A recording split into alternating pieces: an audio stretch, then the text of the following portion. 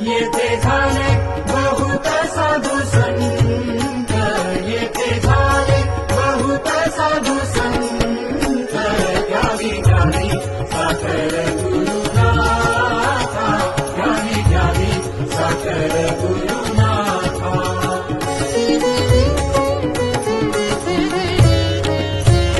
साखरेचा घेऊनी अनुभव, शांत झाले कैलासी सदाशिव.